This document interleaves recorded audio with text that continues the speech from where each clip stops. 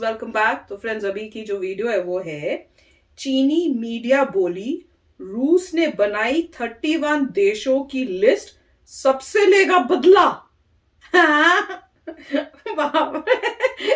और चीन बता रहा है भी रशिया ने बनाई है। भैया चीन को कैसे पता है? हम इंडिया को तो नहीं पता, इनको कहां से पता चल गया? पूछो जरा जाके इनसे। तो चलो पहले वीडियो देखते हो, पता करते हैं क्या है और बताते हैं ये लिस्ट कौन। चाइना ने ये डिस्क्लोज भी कर दिया कि वो लिस्ट कौन कौन है, ये भी देखते हैं। तो चलो वीडियो शुरू करते हैं। वीडियो शुरू करने से पहले अगर आप चैनल पर नए हो और आपने अभी तक सब्सक्राइब नहीं किया है तो जल्दी से पहले सब्सक्राइब के बटन और बेल आइकन को क्लिक कर लो ताकि आपको हमारे सारे न्यू वीडियोस के नोटिफिकेशन मिल जाए जैसे हम अपलोड करें। अगर आपको वीडियो पसंद आता है प्लीज लाइक एंड शेयर। चलिए शुरू करते हैं।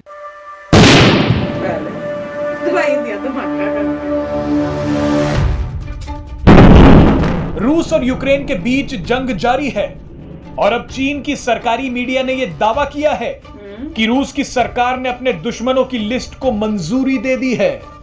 इस लिस्ट में 31 देश शामिल हैं, जिनमें अमेरिका, ब्रिटेन, यूक्रेन, जापान और यूरोपियन यूनियन के 27 देश शामिल हैं। आपको बता दें कि यूक्रेन पर हमला करने के कारण रूस अमेरिका समेत कई पश्चिमी देशों के निशाने पर है।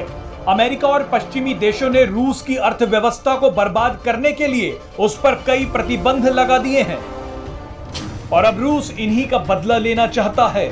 चीनी मीडिया के दावे के मुताबिक पुतिन अमेरिका से सबसे पहले बदला लेना चाहते हैं, क्योंकि इस जंग को शुरू करवाने में सबसे बड़ा हाथ अमेरिका का ही है। अमेरिका ने रूस को बर्बाद करने के लिए यूक्रेन को मोहरा बनाया और बाद में प्लान के तहत रूस पर कई प्रतिबंध लगा दिए। अमेरिकी राष्ट्रपति जो बाइडेन ने रूस के राष्ट्रपति पुतिन और विदेश मंत्री सर्गेई लावरोव की एंट्री पर भी रोक लगा दी है। इसके अलावा अमेरिका ने रूस के 4 बैंक और सरकारी ऊर्जा कंपनी को भी प्रतिबंधित कर दिया है। अमेरिका ने रूसी विमानों के लिए अपना एयर स्पेस भी बंद कर दिया है, जिससे रूस बेहद नाराज है। रूस की इस लिस्ट में ब्रिटेन भी शामिल है, क्योंकि ब्रिटेन ने भी रूस के विमानों के लिए एयर स्पेस बंद कर दिया है।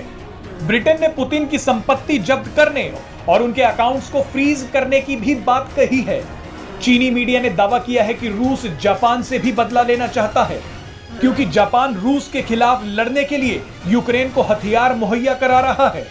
पुतिन के निशाने पर यूरोपियन यूनियन के 27 देश भी हैं, जिन्होंने रूस पर कई कड़े प्रतिबंध लगा दिए हैं। यूरोपियन यूनियन के सभी सदस्यों ने रूसी विमानों के लिए अपना एयर स्पेस बंद कर दिया है।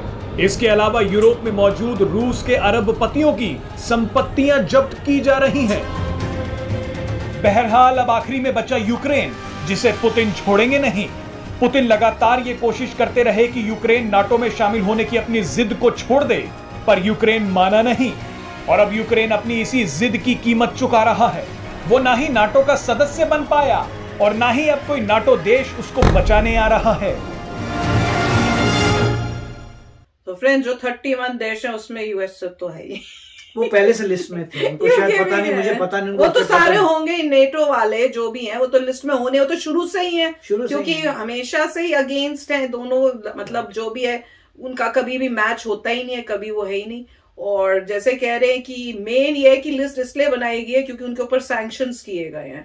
तो ये तो अंडरस्टूड था कि जब आप अटैक करोगे यूक्रेन पे, तो अगर यूएसए अटैक नहीं करेगा तो किसी और वे से तो आपको करेगा ही ना, जवाब तो देगा ही ये नेटो और यूएसए। तो उन्होंने जो ठीक समझा, और उनको पता होगा, पुतिन को पता होगा कि क्या करेंगे, सैंक्शंस करेंगे। ऐसा हो ही नहीं सकता कि उनको ये नहीं पता हो कि ये चीजें हो सकती है, क्योंकि सब कुछ बहुत सोच समझ के किया होगा कि ये होगा वो होगा। तो बस यही है कि अब भैया लिस्ट में तो है ही हम लोग भी। तो पर ये जिस सुन के अच्छा लगता है कि इंडिया के तो अच्छे रिलेशनशिप्स हैं, तो एटलीस्ट इंडिया को कोई प्रॉब्लम नहीं है कहीं से भी अभी, तो उसको सुन के बड़ा खुशी होती है। पर देखते हैं अब इसके बाद अब क्या होता है। होप तो यही है कि बातचीत से सब कुछ सॉल्व हो जाए। देखो यूक्रेन को है कि भैया हम इंडिपेंडेंट है, हम क्यों करें, वहां के लोग आर रेडी टू फाइट। वो कह रहे हैं कि भाई चाहे जान भी चली जाए तब तक हम लड़ेंगे। और वहां से जो है, जो पुतिन है, उनको ये है कि भैया हमने तुमको छोड़ना नहीं है क्योंकि तुम नेटो के साथ ज्वाइन कर रहे हो। तो दोनों साइड से कोई भी बैक डाउन या बातचीत करने के लिए रेडी नहीं, मिड नहीं करना चाहता, कोई बीच का नहीं सोल्यूशन निकालना चाह रहा। तो सबको है कि बस जो हम कह रहे हैं वही हो। यूक्रेन कह रहा है कि भैया तुम निकलो यहां से, ये हमारी जगह है। और जो रशिया है वो ये कह रहा है कि भाई तुम हमारे हिसाब से चलो, ये गवर्नमेंट हटे, जहां तक मुझे समझ में आ रहा है वो तो यही चाहेगा कि गवर्नमेंट हटे, हमारी हिसाब की गवर्नमेंट बने। तो वही सब है कि हमारी हिसाब से गवर्नमेंट बनने का मतलब है डेमोक्रेसी गई, यही मतलब होगा कि वो इनडायरेक्टली कंट्रोल में आ जाएगा रशिया के। तो वही है, वो यूक्रेन नहीं मानेगा, तो इसीलिए ये सब चल रहा है। अब देखो क्या होता है आगे। देखिए पॉइंट ये है कि यूक्रेन के लोगों ने जिस तरीके से डिसाइड किया है लड़ेंगे, वो अच्छी बात है। हाँ, कोई भी कंट्री होगी वो तो करेगी। मतलब इसका मतलब ये था कि ब्रेव लोग हैं, स्ट्रॉन्ग लोग हैं, जबकि उनको पता था, चाहे आप यूक्रेन के अगेंस्ट हो ना हो, ये बात तो बोलनी आपकी बनती है सबकी, हम सबकी, कि उन्होंने देखो अपना लास्ट तक, अभी उनको पता है कि स्ट्रॉन्ग बहुत है रशिया, जीतना मुश्किल है हमारा, पता है कि कोई आउटसाइड से कोई हेल्प नहीं मिल रही, जो करना है हमने करना है, पर वो पीछे नहीं हट रहे, लड़ रहे हैं। पहली बात तो यही है, देखिए यूक्रेन को पता था कि रशिया बड़ी कंट्री है, पावरफुल कंट्री है, और अगर वो अटैक करती है तो वो बचेंगे नहीं, मगर वो दबाव में सीधा आ नहीं गए, उन्होंने कहा हम लड़ेंगे। तो लड़ना इटसेल्फ एक ब्रेवरी है, चाहे कोई भी हो अपने पर्सपेक्टिव से लड़ रहे हैं, और वो उनके साथ उनके कंट्रीमैन हैं जो लड़ना चाहते हैं, तो ब्रेवरी वाली बात है। उसके बाद ऑब्वियस है कि वो काफी देर तक नहीं लड़ पाएंगे, और अल्टीमेटली रशिया जो है कब्जा करेगा, मगर वहां पे वॉर खत्म नहीं होगी, क्योंकि उसके बाद गोरिल्ला वॉरफेयर शुरू होगा। जगह जगह आप आर्टिकल्स पढ़े तो आपको नजर आएगा कि उसके बाद गोरिल्ला वॉरफेयर की तैयारी हो रही है। मतलब वो शांति प्रिय जगह कभी नहीं रहेगी, गोरिल्ला वॉरफेयर होता रहेगा, और अल्टीमेटली जो भी एग्रेसर है उसको वापस जाना पड़ेगा, क्योंकि कोई भी चाहता नहीं है उस रीजन में जाए जहां पे लड़ाई झगड़ा ही होता रहे, उसको कुछ मिलेगा नहीं। वहां पे क्या मिलेगा, कोई रिसोर्सेज नहीं मिलेंगे, कुछ नहीं मिलेगा, लोग ही मरेंगे दोनों तरफ के, तो यही होता रहेगा। तो ये एक प्रॉब्लम आ रही है।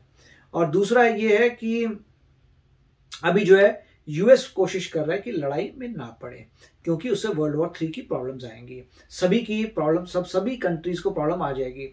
अब जो 31 लिस्ट की बात कर रहे हैं, वो तो मेरे ख्याल से स्टार्टिंग से ही क्लियर थी, डे 1 से ही कोल्ड वॉर में ही क्लियर हो गया था, कोल्ड वॉर में कौन किसकी तरफ है, और उसके बाद ही अलाइनमेंट चलता रहा। और दूसरा ये भी देखना है कि उस वक्त जो है रशिया काफी पावरफुल था, अब वो नहीं है। ठीक है, उसके न्यूक्लियर वॉरहेड्स हैं, दैट इज ट्रू, मगर वो अब लार्जेस्ट इकोनॉमी नहीं है, राइट, टॉप 10 में भी नहीं है। मतलब एक अभी यूएसए नंबर 1 इकोनॉमी है, उसके बाद चाइना है, अगर मैं बात कर रहा हूं नॉमिनल जीडीपी की, तो उसमें ठीक है, उसके बाद रशिया नीचे है। तो नंबर 1 ये इतने समय में रशिया नीचे चलता गया और यूएसए बरकरार रहा, तो वो मगर उनके एडवांटेज में रशिया में ये है कि उनके पास ज्यादा न्यूक्लियर वॉरहेड्स हैं कंपेयर टू यूएस। अब मुझे इतना कैलकुलेशन मैंने किया नहीं है कि यूएस प्लस यूरोपियन यूनियन के वॉरहेड्स मिलाने तो किसमें ज्यादा होंगे, शायद रशिया के पास ज्यादा होंगे।